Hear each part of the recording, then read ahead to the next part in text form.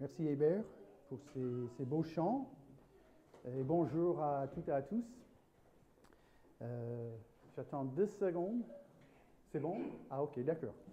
Donc, ce matin, c'est le troisième message qui touche autour de cette histoire de Achitophel, conseiller de David, qui éventuellement, il était allé chercher à mettre à mort David. Et on avait parlé 2 fois de l'amertume et pourquoi parfois on a cette amertume. Et aujourd'hui, on va trouver la solution qui se voit bien évidemment avec les rois sumériens, n'est-ce pas? Donc, comme d'habitude, quand je montre une image comme ça, je vois beaucoup de gens qui sont passionnés, très intéressés. Et je vois tous les autres qui disent, alors c'est quoi? Donc, autour du temps d'Abraham, néanmoins, un peu avant, un peu après, quelque part là, il y avait un peuple sumérien qui avait les rois. Donc c'est assez logique, n'est-ce pas? Et donc, mais ces rois faisaient quelque chose assez exceptionnel qu'on ne voit pas trop aujourd'hui. On a un passage de la Bible, je vais vous montrer. Mais si vous allez à Paris et vous entrez dans le musée du Louvre, vous pouvez voir ce document. Donc c'est un document en pierre, bien sûr. Mais là, et j'accepte que les grosses têtes savent ce qu'ils disent parce que là, je ne comprends rien, mais moins que rien. Mais en fait, ces fameux rois sumériens, ils prêtaient de l'argent au sujet. Donc, j'avais un projet pour faire construire une grange ou un projet pour faire construire une maison. Et je n'avais pas complètement l'argent qu'il faut. Les rois prêtaient de l'argent au sujet. C'est pas mal, hein? Ça fait avancer le royaume. Et de temps en temps, dans un autre document, qui est aussi au musée du Louvre, carrément écrit là, il y avait des moments quand les rois, et je n'ai pas trop compris pourquoi, donc, mais en même temps, ça s'est vérifié par les experts du peuple sumérien, les rois pardonnaient, c'est prêt. Les rois disaient à certains sujets, je vois que par exemple cette année-là, il y avait une sécheresse, donc vous manquez un peu d'argent, c'est pas grave, on va effacer votre dette. Ce n'était pas habituel, mais de temps en temps, ça se faisait. Ce qui est très intéressant quand on pense que ça existait au peuple autour d'Abraham et au peuple juif à l'époque, à un moment donné, Dieu va donner à son peuple un commandement. C'est dans Lévitique 23, 13 et ensuite verset 25, 26. Dans cette année du jubilé, chacun de vous retournera dans sa propriété. Donc, l'année du jubilé, c'était la 50e année. Donc, c'est-à-dire que pour la plupart, en fait, il faut dire pour tous les Juifs, ils connaissaient une fois dans leur vie cette année de jubilé. Parce que si on a 100 ans et c'est la deuxième année de jubilé, on avait 1 an la première fois, on ne se souvient de rien. Donc, entre versets 13 et 25, il y avait plein d'autres commandements, mais surtout là, 25-26, ça m'intéresse. Si ton frère devient pauvre et vend une portion de sa propriété, c'est lui qui a le droit de rachat, et c'est un mot qui revient souvent dans le livre de Ruth. Son plus proche parent viendra et rachètera ce que vendu son frère. Excusez-moi. Un jour, je vais apprendre le français. Si quelqu'un n'a personne qui ait le droit de rachat et qu'il se procure lui-même de quoi faire son rachat. En gros, on a un commandement de Dieu. Tous les 50 ans, on va effacer les dettes. Si vous cherchez dans tout l'Ancien Testament, si vous cherchez dans tous les livres d'histoire faits par les auteurs non bibliques, vous savez combien de fois ils ont pratiqué cette année de jubilé et surtout cet effacement de dettes? 0. Jamais. C'est une petite tristesse, hein? Et pourtant c'est commandé, mais Si ça se faisait, on n'a aucun document qui indique que les Juifs étaient obéissants à cette portion de la Bible. Par contre, tout ça, c'est une introduction pour mieux comprendre ce qu'on va voir dans un passage de la Bible. Mais il faut voir que dans la Bible, ça a été quand même enseigné. En dehors de la Bible, il y avait des rois qui effaçaient les dettes. Et un jour, Jésus va prendre exactement cet exemple. Jésus, il est dans sa ville de jeune homme, dans la ville où il est parti, il quitte la maison et il va établir un peu chez lui. Il est à Capernaum, à côté, bord du lac de Galilée. Et là, avec ses disciples, il va dire la suite. Il dit, comme il n'avait pas de quoi payer, son maître... attendez, là, je suis mal parti. Qu'est-ce qui se passe là? Hop.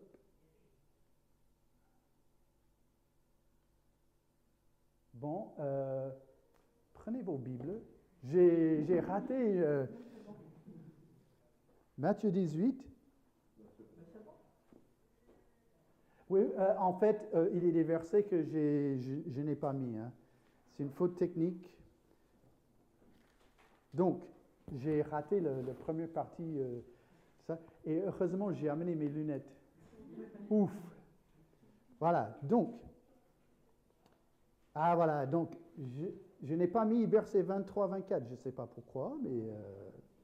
Donc, c'est pourquoi le royaume des cieux ressemble à un roi qui voulait régler ses comptes à ses serviteurs.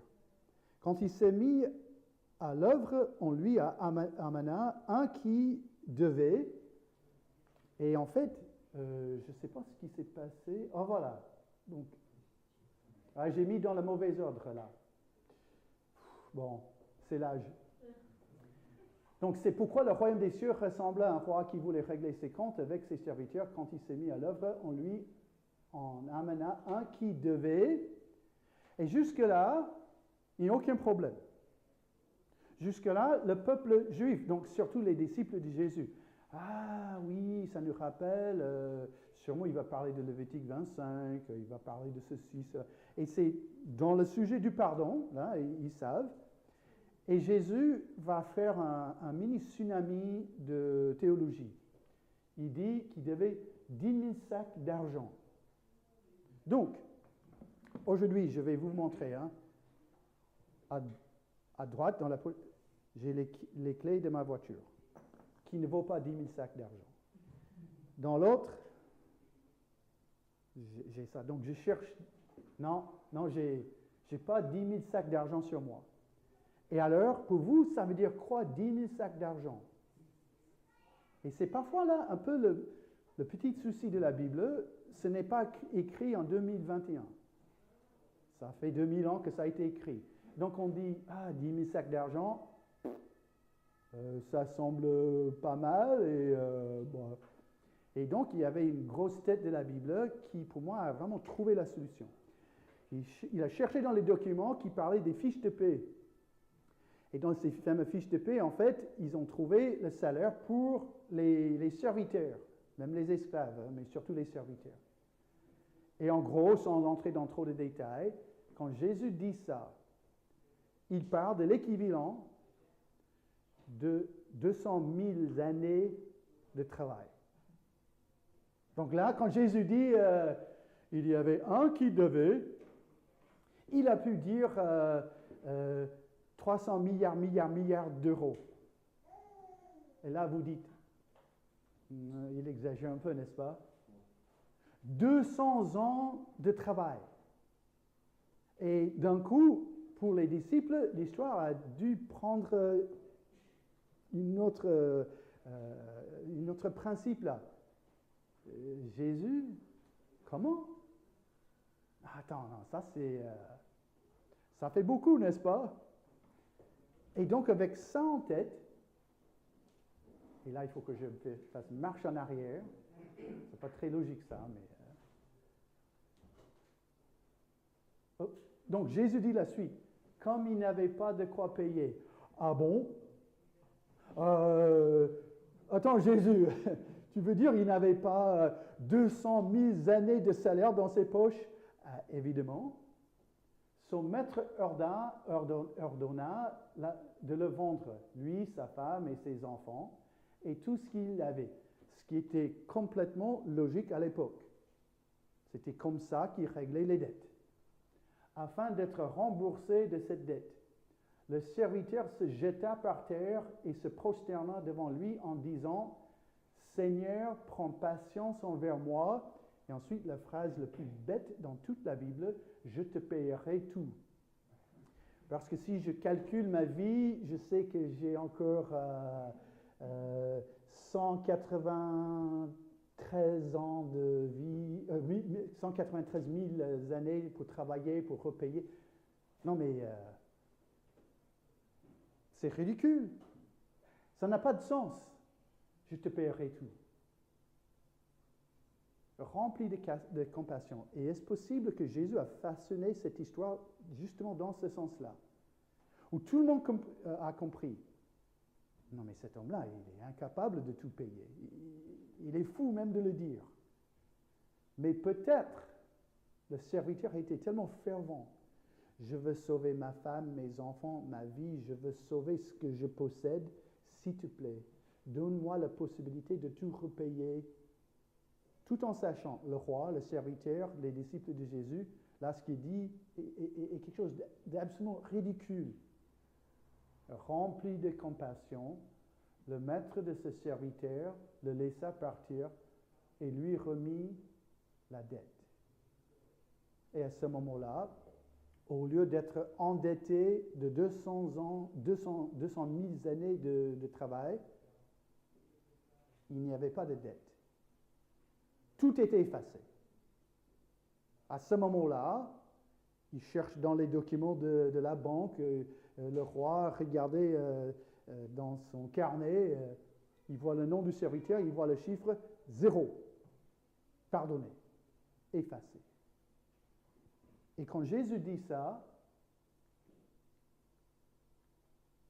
il donne le premier principe spirituel.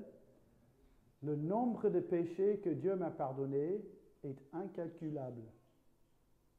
Parce que ça, c'est le modèle, là, ça, c'est l'exemple. Jésus prend l'exemple d'un roi et un serviteur.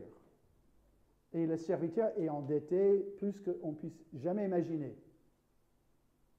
Et simplement par compassion, le roi, il dit, je vais tout effacer. Là, tu ne me dois plus rien. Et mes amis, ça c'est une illustration, c'est un exemple du salut. Moi, j'ai du mal de chercher les mots, c'est tellement incroyable. À un moment donné devant Dieu, j'étais endetté plus que vous pouvez imaginer. Et vous aussi. Et simplement en demandant, simplement en parlant avec Dieu, j'ai demandé que Dieu efface toutes mes fautes, mes péchés. Et Dieu, il a fait ça. Et donc, c'est très beau quand on regarde l'exemple que Jésus donne.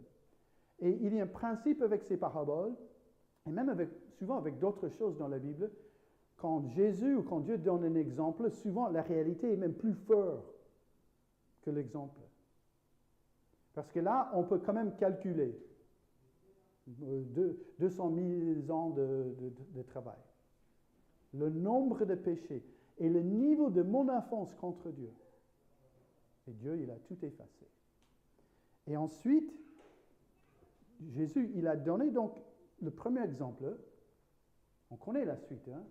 Une fois sorti, ce serviteur reconnaîtra un de ses compagnons qui lui devait 100 pièces d'argent.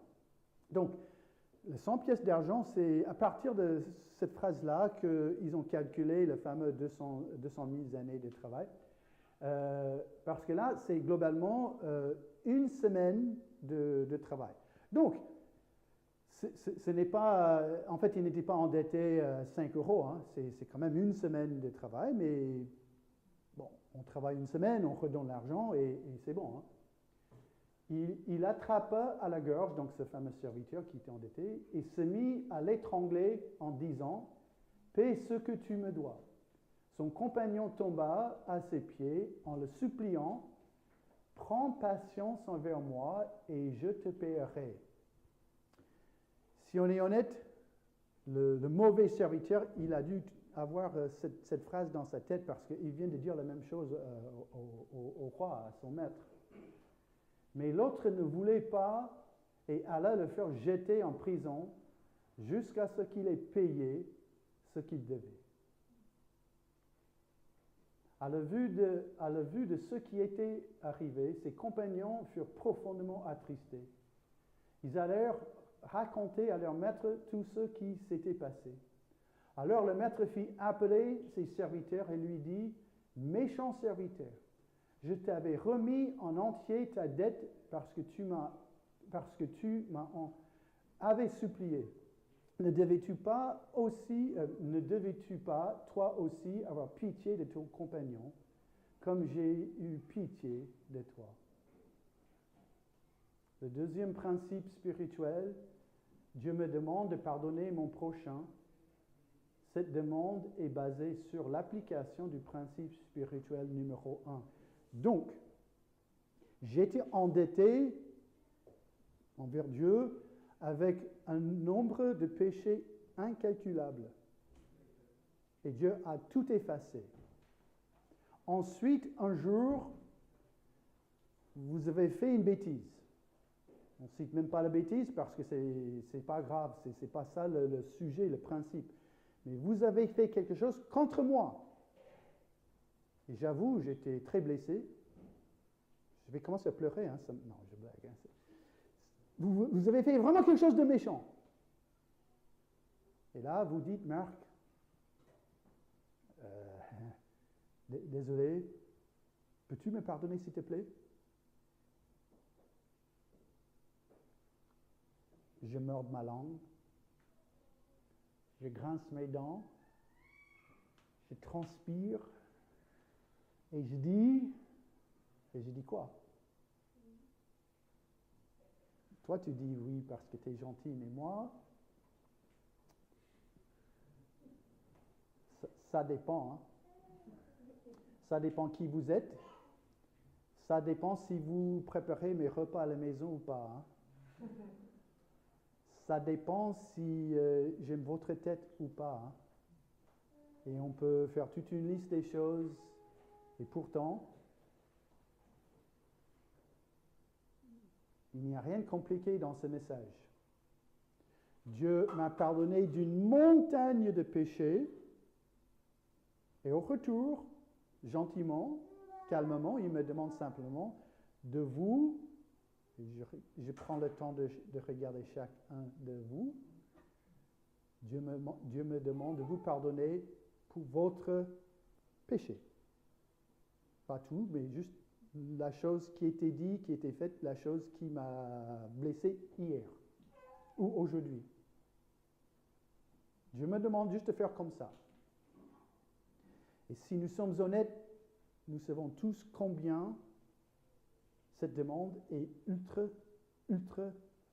compliquée. Ou, par exemple, à un moment donné, quand il m'arrive d'être tellement impatient, méchant, cassant avec ma propre femme. Et quand donc j'ai parlé de la personne qui me fait chaque jour à quoi manger, c'est Denise. Hein? Et je fais quelque chose, mais vraiment pas gentil avec Denise. Et moi, je sors la phrase, « Oui, mais il faut que tu me pardonnes. » Et toujours un petit sourire comme ça. Hein? Parce que, la Bible. Et elle me dit, de temps en temps, donne-moi une minute. Et vous savez, quand elle me demande une minute comme ça, vous savez ce qui m'arrive? Un énervement terrible. Quoi? Parce qu'elle demande parfois plus qu'une minute. Mais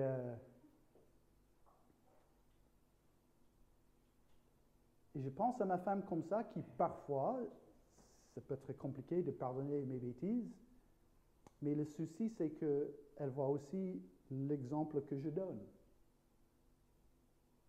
Où, oui, ma femme fait quelque chose, elle me demande le pardon. Moi, je suis prêt à pardonner Denise toujours après qu'elle a payé un peu. Il faut qu'elle souffre un peu aussi, hein, parce qu'elle m'a fait très mal, donc. Et je suis profondément sûr, on rigole tous parce que sinon on va pleurer. On comprend parfaitement bien la difficulté qui existe dans cette demande de Dieu de pardonner mon prochain, de pardonner ses parents qui parfois sont un peu impatients. Je regarde ma fille. De pardonner nos enfants qui sont parfois... Et on comprend, hein? De pardonner sa femme ou son mari, de pardonner ses parents, de pardonner un autre chrétien, de pardonner son patron, de pardonner. Et on comprend les difficultés parce qu'il y a aussi, de quelque part, toutes les blessures. Il y a l'amour de soi-même qui est mêlé dedans. Le problème, c'est aussi la mémoire. Et donc, quand on regarde cette histoire, et on dit, oui, je veux bien pardonner, mais problème pour moi, je ne peux pas oublier. Exact. Ce passage et le pardon de la Bible ne parle jamais d'oublier.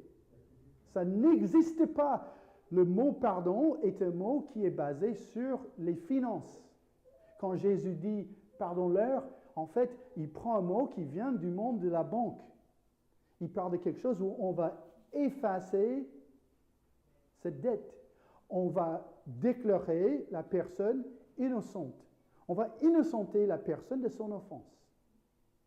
Et là, on dit, non, mais là, tu vas trop loin parce que je vois l'offense. Je vois à tel point ça m'a blessé, ça a blessé ma famille, ça a blessé mes amis. Et tu dis, il faut que je pardonne cette personne-là. Oui, basé sur le principe spirituel numéro 1. Dieu nous demande de pardonner tous ceux qui nous offensent, basé sur le pardon de nos péchés incalculables qu'il a fait lui-même. Donc, la prochaine fois que vous êtes confronté avec quelqu'un qui fait une bêtise, qui fait un péché, qui vous offense, et vous avez la possibilité de pardonner cette personne, je comprends, il faut parfois un peu avaler. Je sais, ça demande pas mal d'exercice mental. Je sais, ce n'est pas facile. Je vois parfois, c'est archi compliqué. Et si vous dites, d'accord, je vais suivre la Bible, je vais pardonner cette personne, vous allez faire quoi? Vous allez déclarer innocente cette personne devant vous. Et quand demain, la même pensée revient, ouais, mais qu'est-ce qu'il m'a fait? Je sais exactement ce qu'il m'a fait. Et il est innocent. Elle est innocente. Cette personne, et dès que vous donnez votre pardon, vous avez déclaré légalement, avec une image de la banque, que la personne n'est plus coupable de ce péché. Et là, je vous promets, ça revient le lendemain, ça revient dans une semaine, ça revient dans un mois, et ça peut revenir dans les années et des années après. Parce qu'on a un cerveau qui capte, on a un cerveau qui garde ces choses-là. Et quand on dit que quelqu'un est pardonné, là, on a déclaré que la personne n'est plus endettée, que la personne est innocente. Dans notre histoire, il y a quand même une fin qui est compliquée. Et son maître irrité le livra au bourreau jusqu'à ce qu'il ait payé tout ce qu'il devait. C'est ainsi, donc là, on est donné une promesse. C'est ainsi que mon Père céleste vous traitera si chacun de vous ne pardonne pas à son frère de tout son cœur. Là, ce mot est assez fort. C'est l'idée de tirer quelque chose par la torture ou de tourmenter quelqu'un. Donc, le maître, dans l'histoire de Jésus, quand il voyait le serviteur qui refusait le pardon, il dit, d'accord, il va être torturé. Il va être mis dans le tourment. Et Dieu donne une promesse, vous aussi. Et donc, le principe spirituel numéro 3, le refus de pardonner son prochain est accompagné avec une promesse, le tourment. Ça, je crois avec tout mon cœur. Et je suis même persuadé qu'au cours de ma vie, j'ai vu quelques cas des personnes qui vivaient même jusqu'aux maladies mentales ce tourment, ce problème. Mais la Bible est nette et claire. Dieu, il tranche pas. Dieu, il cache pas les choses. Il tranche là. Il dit, vous avez la possibilité de refuser, de dire non à tout ça. Vous pouvez dire, non, là, la personne là, c'est trop. Dieu, tu me demandes trop, il a trop fait. Non, je ne pardonnerai jamais, jamais l'homme ou la femme qui m'a offensé. Une promesse est donnée. Personnellement, moi, je pense que ce passage parle d'une forme de tourment mental. Que vous allez vivre certaines formes, soit de culpabilité ou jusque certaines formes, même peut-être de paranoïa. Bon, là, je ne suis pas un expert psychiatre, donc, mais moi, je suis persuadé quand même que ce tourment est vrai et que c'est une promesse de Dieu. Donc aujourd'hui, vous avez la possibilité de dire à Dieu, parce que moi, je présente ce que je trouve dans la Bible, vous avez la possibilité de dire à Dieu, non, oui, certaines personnes, je peux pardonner mamie et tata, c'est des femmes gentilles, mais ce qui m'a fait papa, non. Non, c'est trop. C'est votre choix. Mais n'oubliez jamais la promesse de Dieu, qui est le refus de pardonner son prochain, est accompagné avec une promesse de tourment, qui peut arriver dans certaines formes, ce n'est pas pareil pour chaque personne, mais la promesse est toujours là parce que Dieu a dit, c'est ainsi, ça va être avec vous, si vous refusez de pardonner votre prochain. Et encore, s'il faut que je pardonne la personne qui m'offense, c'est basé sur ce que Dieu a fait pour moi. Et donc, chers amis, on a commencé cette série avec une histoire d'un homme qui s'appelait Achitophel. Achitophel était un conseiller du roi David. Achitophel était aussi le grand-père de Bathsheba. Son roi, son ami, son collègue, son proche, David, a violé Bathsheba. Il a tué son mari et le grand-père était obligé de regarder tout ça. Mais comme on a vu il y a 2 semaines, à un moment donné, David s'est levé devant tout le peuple. Il a dit la suite. J'ai péché devant Dieu, devant vous, et il a demandé le pardon. David a demandé d'être pardonné par tout son peuple. Et Achitophel a dit non. Et la fin de la vie d'Achitophel, il s'est pendu. Le tourment.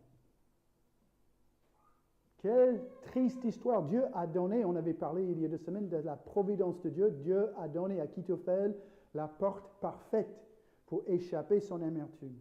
Aujourd'hui, Dieu vous donne la porte parfaite pour échapper votre amertume, votre colère contre la personne qui a fait le péché, la bêtise, la personne qui a fait l'offense. Est-ce que vous êtes prêts d'accepter ces principes, le principe du pardon de Dieu qui me donne la possibilité de vous pardonner, qui me donne la joie d'échapper le tourment? Il n'y a plus rien qui est plus agréable, plus réjouissant de pardonner quelqu'un. De dire oui, je vais te pardonner parce que Dieu m'a pardonné. Je sais combien j'ai offensé Dieu et là maintenant je suis prêt à vous pardonner aussi. Encore, l'histoire n'est pas compliquée, mais c'est tellement essentiel qu'on pratique le pardon dans nos familles, dans nos églises et dans notre monde. Aujourd'hui, il y a trop d'amertume, il y a trop de colère, aujourd'hui, il y a trop de guerre, aujourd'hui, il y a trop de problèmes, simplement parce que les gens, ils ne savent pas pardonner. Ils ne savent pas comment donner ce cadeau de Dieu aux uns et aux autres. Ils ne savent pas profiter de ce don de Dieu. Donc quand on n'est pas chrétien, évidemment, on ne connaît même pas la base. Mais quand on est chrétien, quelle joie de vivre ce pardon entre nous. Quelle joie de dire dans sa tête, mais oui, je sais exactement ce qu'il m'a fait.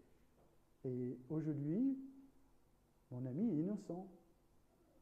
Aujourd'hui, je ne retiens plus du tout ce qu'il m'a fait parce que Dieu m'a pardonné et j'ai eu la joie de redonner ce même cadeau. Je sais, c'est une lutte. Je sais, c'est archi compliqué de mettre en pratique. Je vois les blessures qui sont profondes. Je vois les traces qui embêtent, qui bloquent. Et en même temps, rien n'était plus odieux à Dieu que moi-même et vous aussi. Un Dieu parfait qui n'a jamais péché a tout donné. Il a tout pardonné. Et aujourd'hui, il vous demande aussi de pardonner votre prochain. On va entrer dans notre temps de prière, mais moi, j'aimerais vraiment cibler ce temps de prière. J'aimerais vraiment mettre un accent sur quelque chose d'assez essentiel. Deux choses très rapidement. Toute l'Écriture est inspirée de Dieu, qui veut dire simplement que la Bible sort direct de la bouche de Dieu. Ici, aujourd'hui, j'ai dans mes deux mains les paroles de Dieu qu'il a désiré donner à chaque chrétien. Et donc, ces paroles sont utiles pour enseigner, convaincre, pour corriger, pour instruire dans la justice. Donc, c'est la totalité de l'éducation, de la formation d'un chrétien. Dans les églises, chez vous, la Bible existe pour avancer notre vie spirituelle. Afin que, donc on va voir l'utilité de cette Bible, afin que l'homme de Dieu soit formé et équipé pour toute œuvre bonne. Donc, on va prier. On va passer un moment de prière. Tous ensemble. À voix haute, à voix basse, on va prier. Ça, c'est une œuvre bonne. Alors, comment on va prier? Jésus donne un modèle. Si donc tu présentes ton offrande, et donc dans le contexte, c'est simplement si vous allez louer Dieu par la musique, par la prière ou par un moment d'enseignement. Si tu présentes ton offrande vers l'autel et que là, tu te souviennes que ton frère a quelque chose contre toi, laisse ton offrande devant l'autel et va d'abord te réconcilier avec ton frère.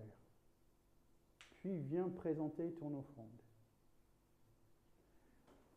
Dans une assemblée, dans cette salle, dans votre maison, dans un gros bâtiment qu'on dit une méga-église, peu importe.